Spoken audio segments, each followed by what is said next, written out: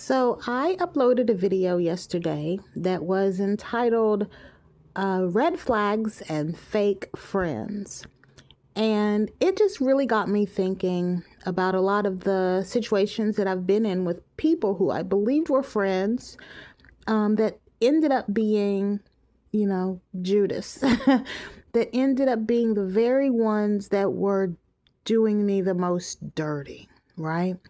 And I think that it's so fascinating because as a kid, I think most of us has heard about stranger danger, stranger danger, don't strangers. And of course that's valid. And of course that's a great thing to, teach people.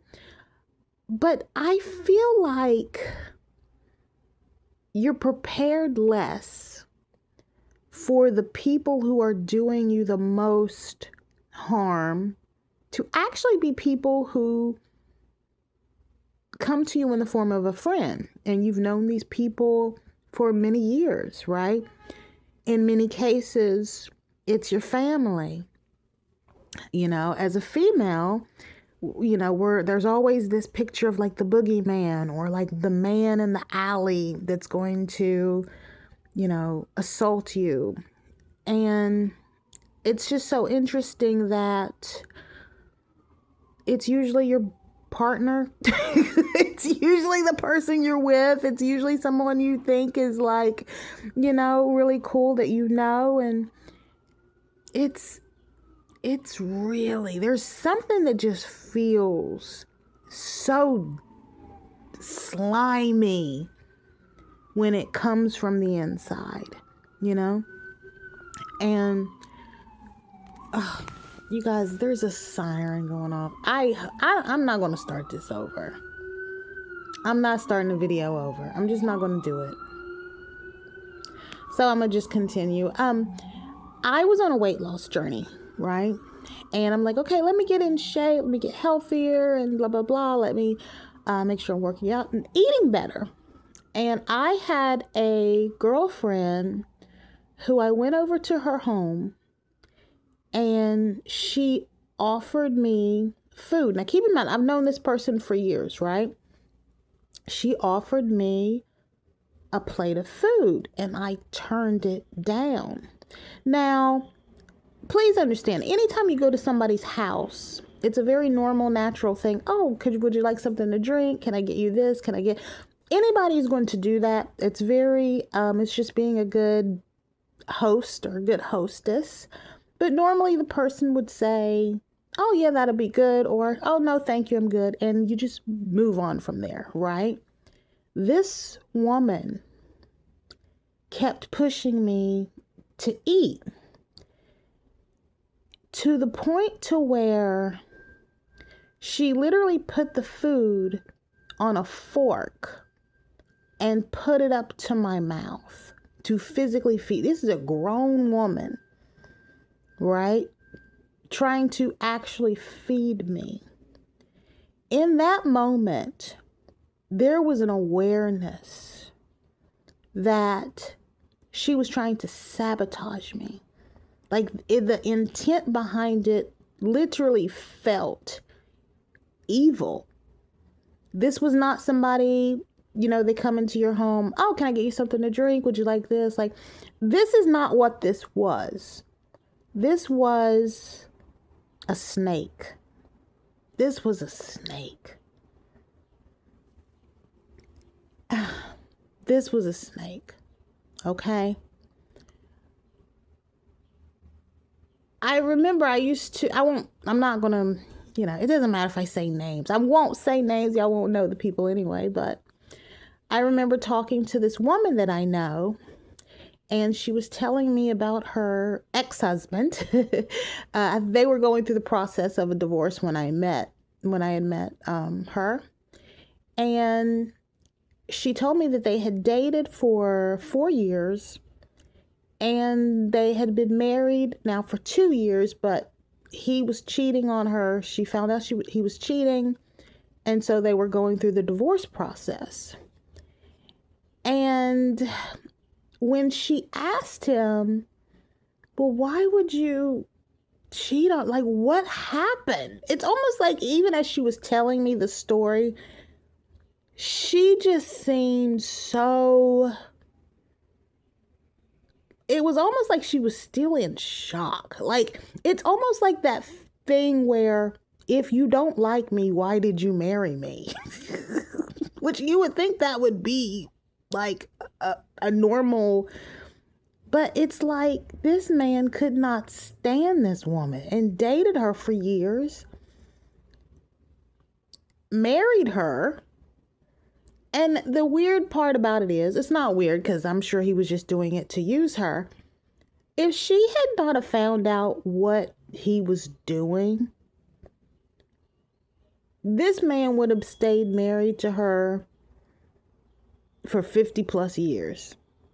It's only because she found out, of course. It's almost like he just enjoyed lying, deceiving, playing her. And so, but I believe he also wanted a wife. He wanted the cooking. He wanted the cleaning. He wanted, the partner. He wanted loyalty. He wanted faithfulness. He wanted those things without being those things, right? I don't know if you've ever heard of the term duper's delight, but it's like, my God, why would you marry me if you don't like me? You've been doing this for years. And I remembered her telling me the story, right? And it was just the fact that you were lying since the day I met you. You've been lying since the day I met you. And I mean, I tried to, make her feel better, because I know that's got to be like horrible. But the only thing I could sort of offer her was, you know what? At least you were only married for 2 years. That sucks. It's terrible. But I'm glad she got out early, right?